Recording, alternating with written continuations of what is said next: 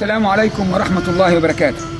أنا أبو معاذ محمد عبد الحي عوينة، مصري، شيخ معهد دار الإحسان أبو كرونكاليه، باسم المعهد وباسم رئيس المؤسسة وباسم مدير المعهد وباسم أعضاء هيئة التدريس في المعهد. أهنئكم بحلول شهر رمضان المعظم. أهنئ الطلبة والطالبات، أهنئ أولياء الأمور، أولياء أمور الطلبة والطالبات، أهنئ المسلمين في أتشيه، أهنئ المسلمين في أندونيسيا كلها، أهنئ المسلمين في شتى بقاع الأرض، في مشارق الأرض ومغاربها، أهنئهم بحلول هذا الشهر الكريم أعاده الله علينا باليمن والخير والسلامة والبركات. وأسأل الله أن يرفع فيه هذه الغمة وأن يرفع عنا فيه هذا البلاء.